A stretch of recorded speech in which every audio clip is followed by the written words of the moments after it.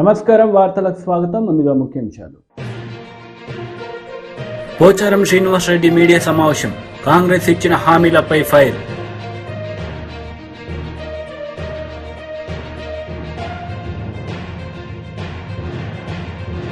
MP Vemireddy Prabhakar Reddy, మంత్రి Kakani Govardhan Reddy press meet. ఇరు పార్టీలపై ఫైట్.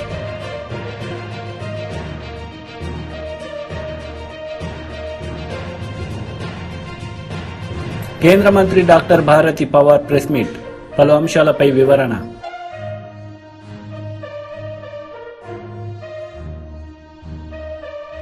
డిప్యూటీ సీఎం బట్టి విక్రమార్క మీడియా సమావేశం నిర్వహించారు. ఈ సందర్భంగా ఇరు పార్టీలపై ఆయన మండిపడ్డారు. కాళేశ్వరం మీద సిబిఐ ఎంక్వైరీ చేయట్లేదు అనేది పదే కాళేశ్వరం ప్రాజెక్టులో జరిగిన అవినీతి పైన సిబిఐ ఎంక్వైరీకి రాష్ట్ర ప్రభుత్వం డిమాండ్ చేయట్లేదు అని పదే బీజేపీ కామెంట్ చేస్తుంది.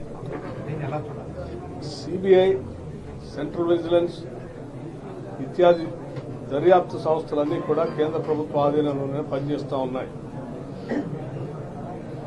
వాటికి సంబంధించి కేంద్ర హోంమంత్రి అమిత్ షా గారి నాయకత్వంలో వారి శాఖలో ఉన్నటువంటి ఈ డిపార్ట్మెంట్స్, అట్లాగే ప్రధానమంత్రి గారి ఆధ్వర్యంలో నడిచేటువంటి ఈ డిపార్ట్మెంట్లు పూర్తిగా వాళ్ళ కంట్రోల్లో ఉన్నాయి. అనేక సందర్భాల్లో ఇక్కడికి వచ్చి కాళేశ్వరం ఏటీఎం లాగా, ఎనీ టైం మనీ లాగా మారిపోయింది, వీళ్ళకి అత్యంత అవినీతి పరులైపోయారు టీఆర్ఎస్ అని చెప్పినటువంటి అమిత్ షా గారు కానీ, లేకపోతే నరేంద్ర మోడీ గారు కానీ, వాళ్ళు చెప్పారు అంటే ఈ ఏజెన్సీస్ ఇచ్చినట్టు సమాచారంతో చెప్పుండాలి. మరి ఏజెన్సీస్ సమాచారం ఇచ్చిన తర్వాత అధికారికంగా హోంమంత్రి గారు, ప్రధానమంత్రి మాట్లాడిన తర్వాత మీరు ఎందుకు ఇంతవరకు వాళ్లపైన చర్యలు తీసుకోలేదని మేము సూటిగా వారిని అడుగుతా ఉన్నాం. మీరు వారు కలిసి ఉన్నారు కాబట్టే, మిలాఖత్ అయి ఉన్నారు కాబట్టే మీరు ఇంతవరకు చర్యలు తీసుకోవట్లేదు. మళ్ళీ మేము సిబిఐ ఎంక్వైరీ పేరు మీద నీకు అప్పచెప్తే నువ్వు మళ్ళీ చేసేది అదే, ఇద్దరు కలిసి పంచుకోవడం కోసం చేసే కార్యక్రమం తప్ప దాంట్లో ఉపయోగం ఉండదని అందరికీ తెలిసింది. అందుకే అవసరమైతే జ్యుడిషియల్ ఎంక్వైరీ, సిట్టింగ్ జడ్జితో ఎంక్వైరీ చేపిస్తామని చెప్పి మేము ఇప్పటికే ఆలోచన చేస్తాం. సో అది ఎవరి ఆధ్వర్యంలో ఉందో నిష్పక్షపాతంగా పనిచేస్తాం. పార్లమెంట్ ఎన్నికలకు సంబంధించి కమిటీ చేశారు. ఈసారి ముందస్తు అభ్యర్థుల్ని ప్రకటించే అవకాశాలు ఉన్నాయి. అభ్యర్థులను ప్రకటించడానికి కాంగ్రెస్ పార్టీకి సంబంధించి ఒక స్పష్టమైనటువంటి, నిర్దిష్టమైనటువంటి ఎస్టాబ్లిష్డ్ ప్రొసీజర్ ఉంది. పార్టీలో అంతర్భాగమే. వాళ్ళు వేసిన ఎన్నికల కమిటీ కూడా అందులో ఒక భాగమే. రాష్ట్ర కాంగ్రెస్ కమిటీ అధ్యక్షుడితో పాటు మిగతా వాళ్ళందరినీ కమిటీ సభ్యులుగా వేసి ఎలక్షన్ కమిటీ వేస్తారు. ఇప్పుడు కూడా అట్లాగే పిసిసి ప్రెసిడెంట్ ని ఎలక్షన్ కమిటీ చైర్మన్ గా పెట్టి మిగతా వాళ్ళందరూ సభ్యులుగా పెట్టి చేశారు. ఆ తర్వాత అది అయిపోయిన తర్వాత మళ్ళీ ఆ స్క్రీనింగ్ కమిటీ ఉంటుంది. స్క్రీనింగ్ కమిటీ అయిన తర్వాత సెంట్రల్ ఎలక్షన్ కమిటీ ఉంటుంది, పార్లమెంటరీ బోర్డు, వాళ్ళందరూ కలిసి అభ్యర్థులను ప్రకటిస్తారు. సమయానికి అనుగుణంగా వాటి నిర్ణయాలు జరుగుతాయి. సోనియా గాంధీ కానీ ప్రియాంక రాహుల్ ఎవరైనా మన ఖమ్మం నుంచి పోటీ చేసే అవకాశాలు ఉన్నాయా? అటువంటి ప్రతిపాదన పార్టీ నాయకత్వాన్ని పంపించింది. పార్టీ పరంగా మా నాయకత్వాన్ని రాష్ట్రం నుంచి పోటీ చేయమని ఇప్పటికే మేము తీర్మానం చేసి పంపించాము. తప్పనిసరిగా ఎక్కడెక్కడ పోటీ చేస్తే అన్ని జిల్లాల నుంచి, చాలా జిల్లాల నుంచి అటువంటి ప్రతిపాదనలు వస్తూ ఉన్నాయి. వచ్చిన ప్రతిపాదనలు అన్ని తీసుకొని నాయకత్వంతో మాట్లాడిన తర్వాత అంతిమంగా వారు ఎక్కడ చేద్దాం అనుకుంటున్నారు అనేది ఏఐసిసి నిర్ణయం చేస్తుంది. పార్టీ నిర్ణయం ప్రకారం ఎక్కడ పోటీ చేస్తే అక్కడ రాష్ట్రంలో ఉన్న నాయకత్వంతో పనిచేసి వారిని గెలిపించి రుణం తెచ్చుకొని తెలంగాణ ఇచ్చినందుకు, ఇక్కడ అవసరమైతే తెలంగాణ ఇచ్చినటువంటి సోనియా గాంధీ గారికి నిజంగా తెలంగాణ మీద ఎవరికి ఏమాత్రం ప్రేమ ఉన్నా పోటీ పెట్టకుండా ఏకగ్రీవంగా ఎన్నిక చేసి వారి మీద గౌరవం చాటుకోవాలి. నిజంగా తెలంగాణ మీద ఎవరికి ప్రేమ మేము వారిని ఇక్కడ పోటీ చేయాలని కోరుతా ఉన్నాం. వారి ఆలోచన ఏంటో ఇంతవరకు తెలియదు. వారు అభ్యర్థించాము. మరి నేనని చెప్పిన తర్వాత కానీ ఎక్కడి నుంచి ఏంటనే తెలియదు. సార్ రైతు బంధు ఎంతవరకు చేశారు సార్? రైతు బంధు సార్ ఇదివరకు అలాగే సార్. మన ప్రభుత్వం వచ్చిన తర్వాత రైతు బంధు రాలేదు సార్. రైతు బంధు ఎవరు చెప్పారు రాలేదని? ఆంధ్రజ్యోతి వచ్చి చెప్తే అయిపోయిందా? అలాగే సార్. అలాగే సార్. రాలేదని ఎవరు చెప్తారా అంటున్నా. పడతలే ఉన్నాయి. ఇప్పటికి ఆల్రెడీ 1 ఎకర్ ఉన్న వాళ్ళు అందరూ అయిపోయింది. 1 ఎకర్ ఉన్న వాళ్ళు అందరూ అయిపోయినాయి. ఇవే కదా వేసింది. ఇప్పుడు 2 ఎకర్ 2 ఎకర్స్ ఉన్న వాళ్ళకి స్టార్ట్ అయింది. Okay,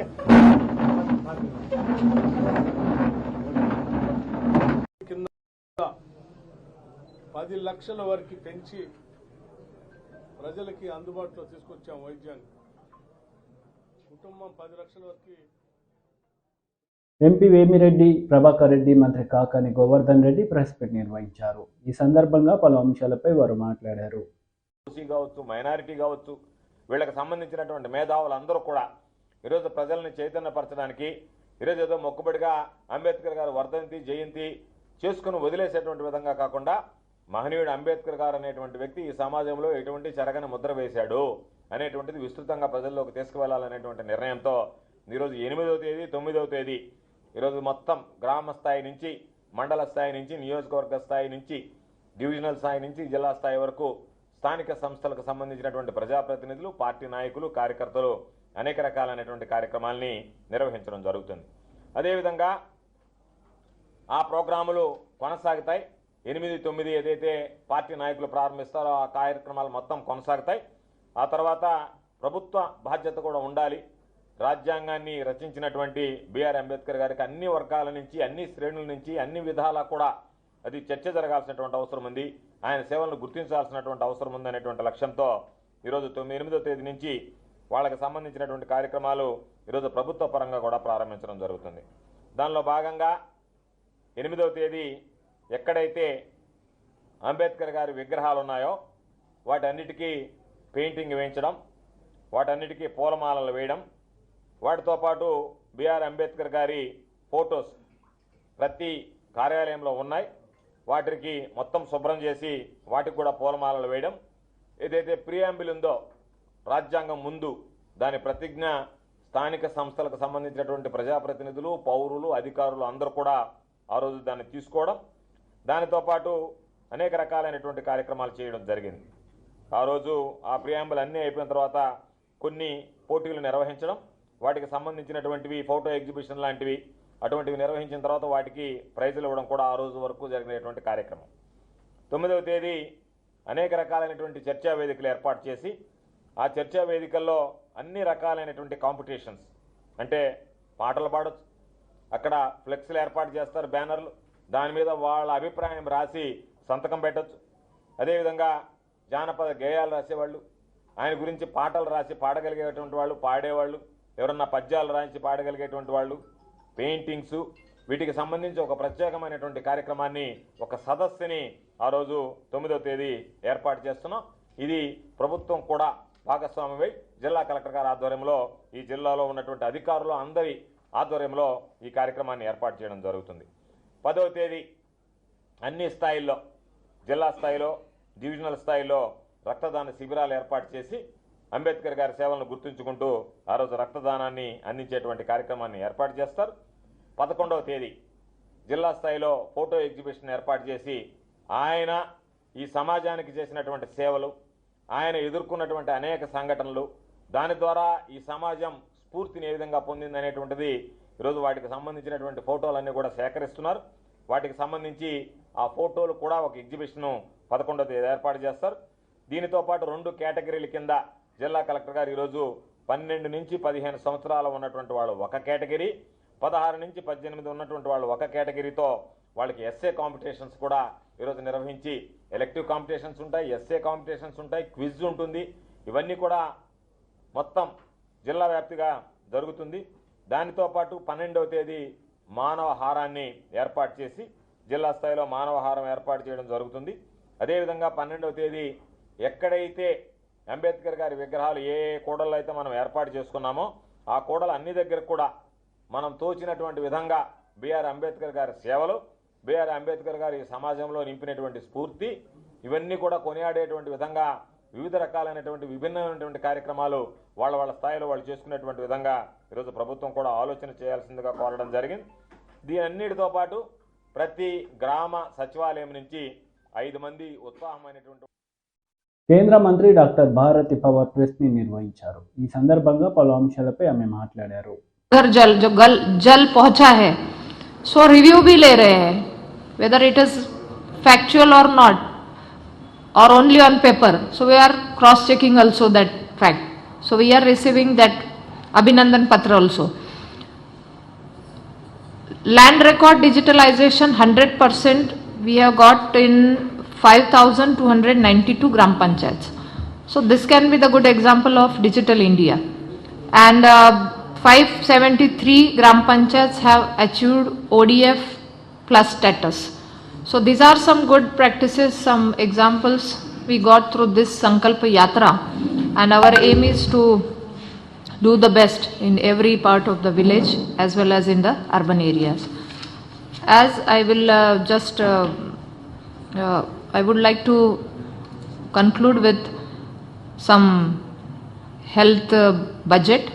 As I always focus on that, NHM का बजट हमने दिया है every year, so last 5 years का बजट देखेंगे तो 5000 करोड़ सेंट्रल शेयर मिला है आंध्र को.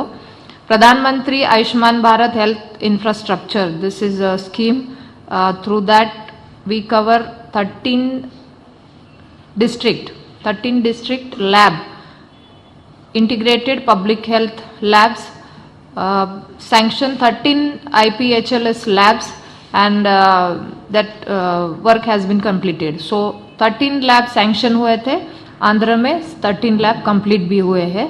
सो मैं धन्यवाद देती हूँ कि बहुत अच्छा एक्शन मोड पे आप आके काम भी किया है. माननीय केंद्रीय मंत्री डॉक्टर मनसुख मांडविया जी आए थे तो उन्होंने इसका इनॉग्रेशन भी किया है, और जैसे ही बाकी जगह पे काम है तो वो प्रपोजल आएंगे तो केंद्र सरकार हम उसको भी बजट प्रोवाइड करेंगे through this PM Ayushman Bharat health infrastructure mission, जिसके लिए 17 करोड़ का बजट दिया था फॉर दिस 13 लैब्स. और उसके साथ 14 क्रिटिकल केयर ब्लॉक भी सैंक्शन हुए हैं जो वर्क अंडर प्रोग्रेस है अभी. आयुष्मान आरोग्य मंदिर जो हेल्थ एंड वेलनेस सेंटर्स की बात हुई थी, जिसमें अभी आंध्र में 11,853 आयुष्मान आरोग्य मंदिर फंक्शनल है, और कुछ जगह पे अभी काम बाकी है, वो भी करने के लिए हम आग्रही है. ये काम कंप्लीट होने ज़रूरी है क्योंकि प्राइमरी हेल्थ केयर के लिए हेल्थ एंड वेलनेस सेंटर को फंक्शनल करना ही ज़्यादा अच्छा रहेगा. प्राइमरी सेकेंडरी टर्शरी केयर में फोकस है health and wellness centre concept को, जिसका नाम अभी बदलकर आयुष्मान आरोग्य मंदिर दिया है. ब्रांडिंग गाइडलाइन के आधार पे हर एक प्राइमरी हेल्थ केयर सेंटर पे वो नाम भी डालना है, आयुष्मान आरोग्य मंदिर. आपके माध्यम से मैं फिर एक बार कहती हूँ कि ये ब्रांडिंग गाइडलाइन के माध्यम से लोगों को समझना चाहिए कि ये हेल्थ का मंदिर है, आयुष्मान आरोग्य मंदिर है, जिसमें जाके ट्रीटमेंट ले, लैब डायग्नोसिस करे. तो इसके लिए अभी सूचना दी गई है. कुछ जगह पे काम हुआ नहीं है, कुछ जगह पे काम हुआ है. जहाँ पे नहीं हुआ है हम आग्रह करते कि ये जल्द से. పోచారం శ్రీనివాస్ రెడ్డి ప్రెస్ మీట్ నిర్వహించారు. ఈ సందర్భంగా పలు అంశాలపై ఆయన మాట్లాడుతూ కాంగ్రెస్ ఇచ్చిన హామీలపై ఆయన మండిపడ్డారు. సరే, దానికి టైం పడుతుంది, ప్రణాళిక తయారు చేయాలి, దానికి ఎస్టిమేట్ తయారు చేయాలి, దానికి కొంత టైం తీసుకుంటుంది. ఇవన్నీ దీనికి ఇమీడియట్గా అటెండ్ చేసేటువంటి సమస్యలు చెప్పేది నేను. 10,000 రూపాయలు ఇవ్వండి, అమరవీరులకు 25,000 ఇవ్వండి, ఒక ఉద్యోగం ఇవ్వండి. మేము కూడా ఇచ్చిన ఉద్యోగం ఇచ్చినాం, మేము చెప్పుకోలేకపోయినాం. చాలామందికి మా కాన్స్టిట్యూన్సీలోనే, మా జిల్లాలోనే నేనే మినిస్తున్నప్పుడు అందరం కలుసుకొని ఉద్యోగాలు ఇప్పించాం. 10 లక్షల రూపాయలు ఇచ్చాం, అందజేశాం. 250 గజాల జాగిస్తామన్నారు, ఇవ్వండి. ఇవన్నీ తక్షణంగా తీసుకునే చర్యలు. మేము దీర్ఘకాలికంగా పరిష్కారం చేయాల్సినవి అడుగుతలే. మేము 420లో దీర్ఘకాలిక సమస్యలు పరిష్కారం చేయాల్సినవి ఉన్నాయి, అది మాకు తెలుసు. ఇప్పటికిప్పుడే కావాలంటే కూడా కావాలి, కొంత టైం తీసుకుంటుంది.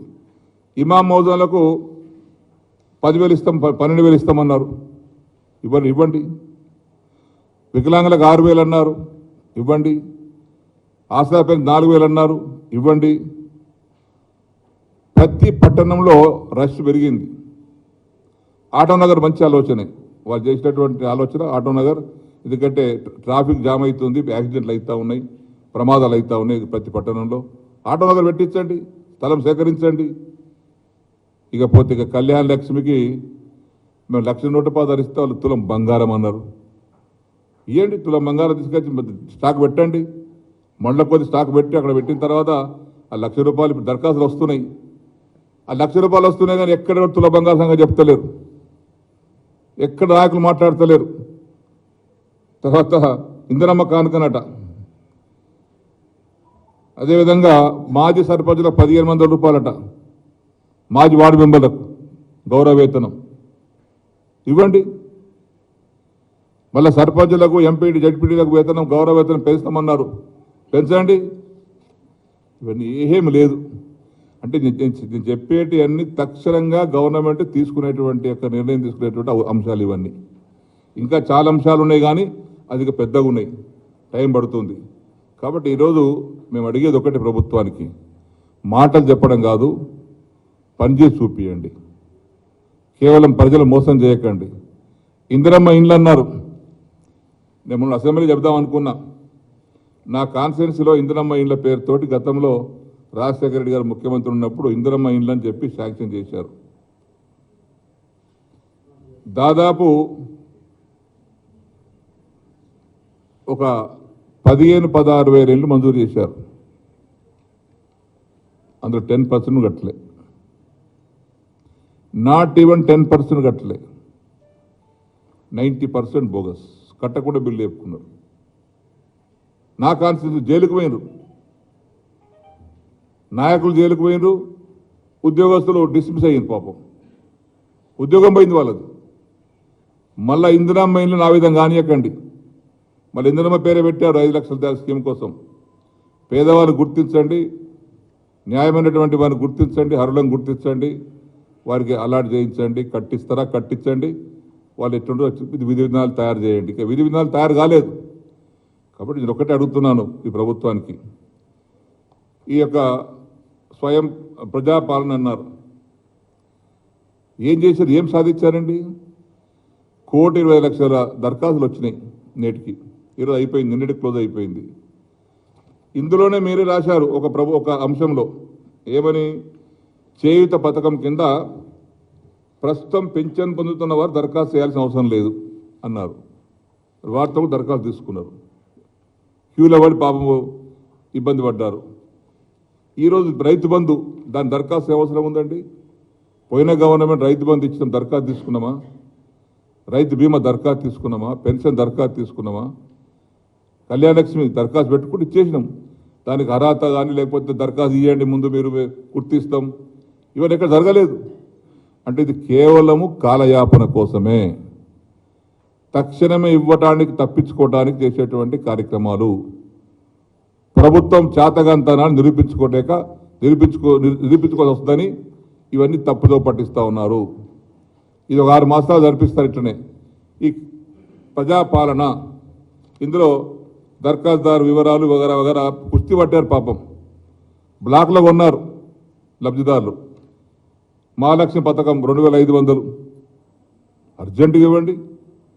ఎంతమందికి ఇస్తారో చెప్పండి, దీని మీద స్పష్టత లేదు.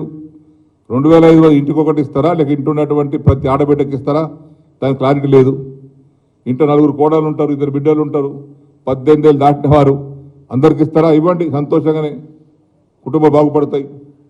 గ్యాస్ సిలిండర్ ఇప్పటికి ఇంకా కనెక్షన్ 500కి ఇప్పించలేదు. రైతు భరోసా అయితే ఇంకా ఇప్పటికి దిక్కులేదు, 10,000 రూపాయలు ఇస్తలేరు. ఇదిగో చెప్పాను, ఇంధనం మిల్లు సంగతి చెప్పాను.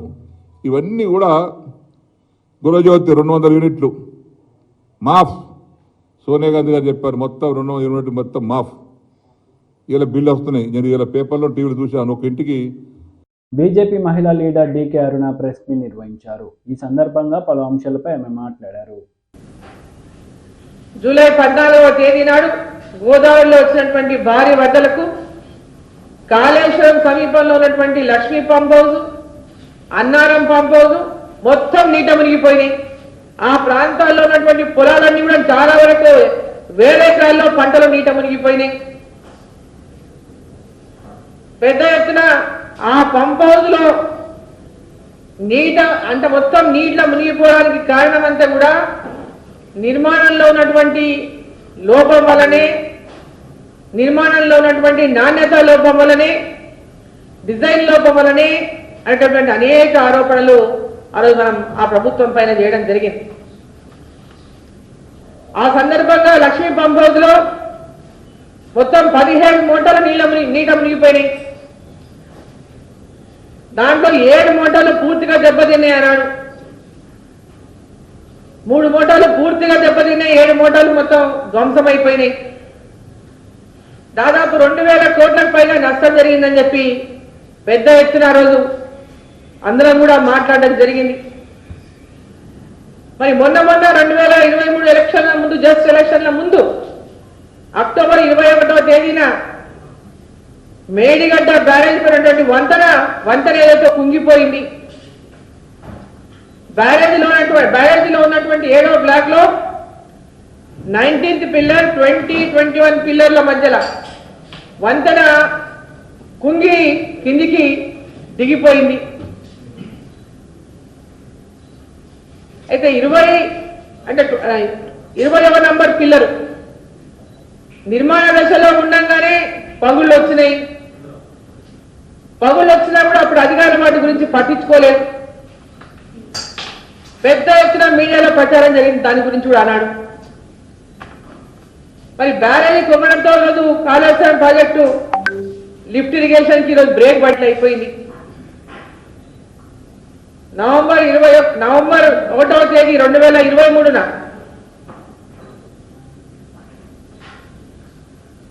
ఒకటి అన్నారం బ్యారేజ్ 38-46 గేట్ల దిగువన కింద లీకేజీలు మొత్తం ఏర్పడినాయి.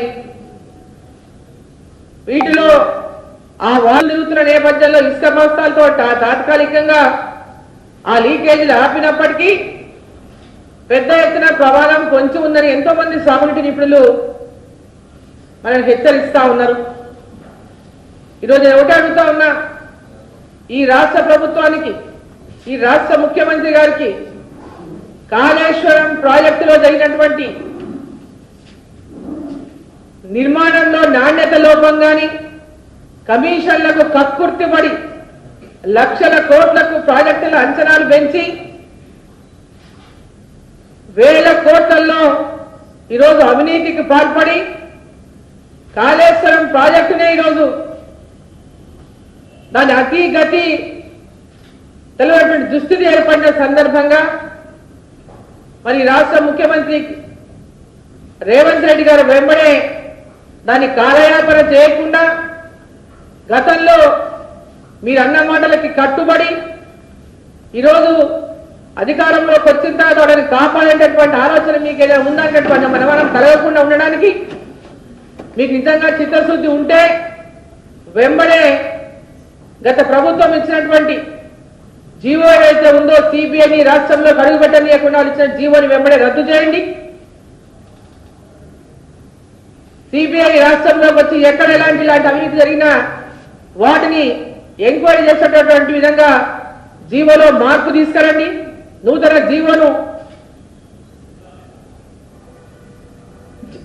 జీవోని ఇచ్చి మరి దానికి సిబిఐ ఎంక్వైరీకి చొరవ తీసుకునే విధంగా మరి రాష్ట్ర ప్రభుత్వం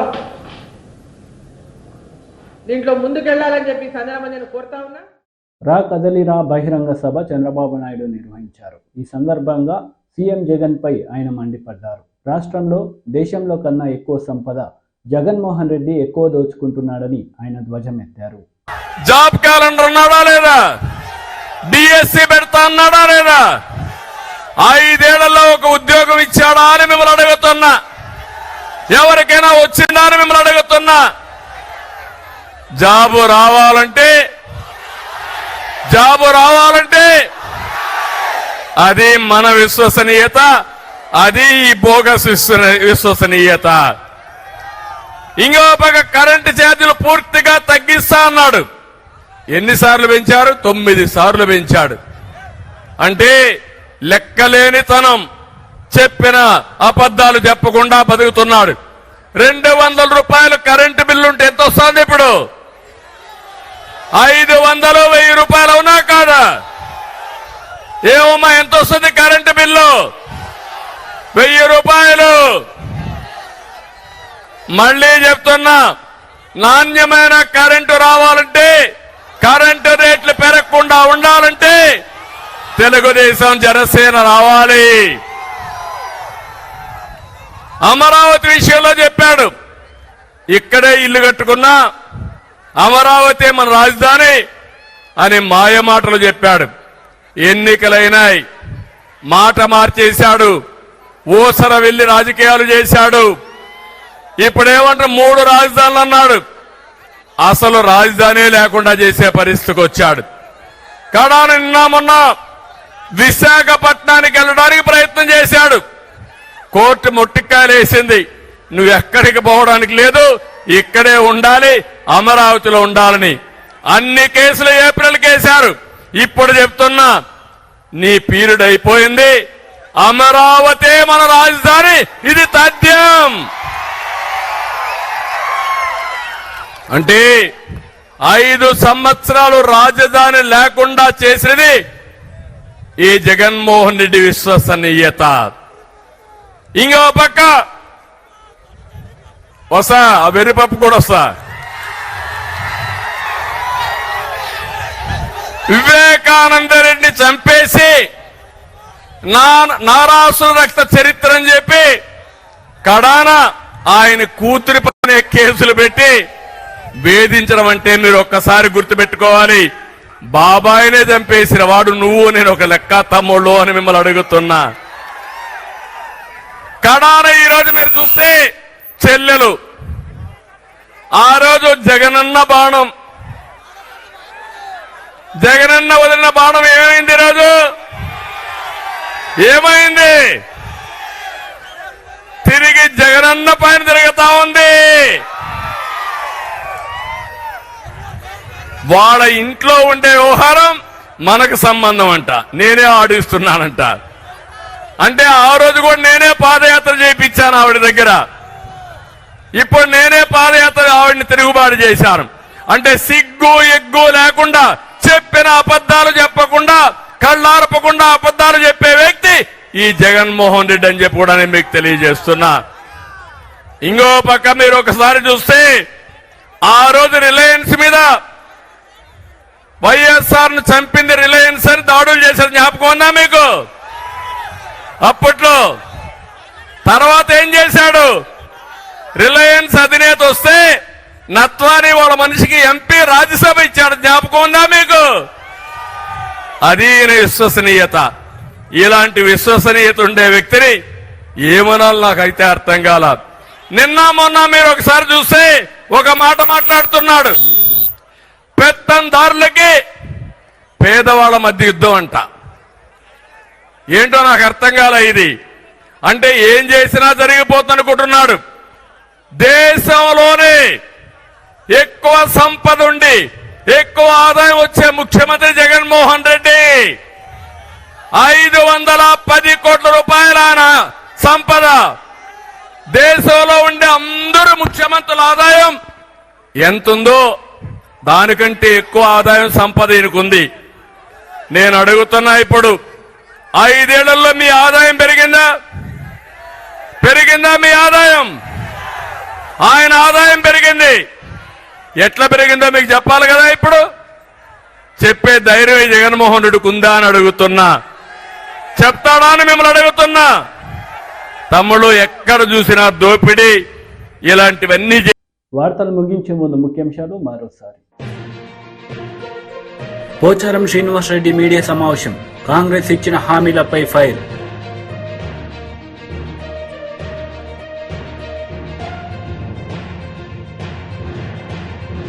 ఎంపీ వేమిరెడ్డి ప్రభాకర్ రెడ్డి, మంత్రి కాకాని గోవర్ధన్ రెడ్డి ప్రెస్ మీట్, ఇరు పార్టీలపై ఫైట్.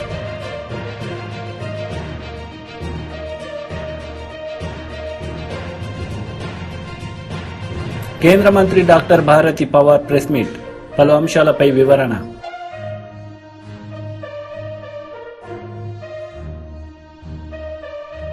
ఈ వార్తలు ఇంతటితో సమాప్తం. తిరిగి ప్రసారమయ్యే వార్తలు మళ్ళీ కలుద్దాం. అంతవరకు సెలవు. నమస్తే.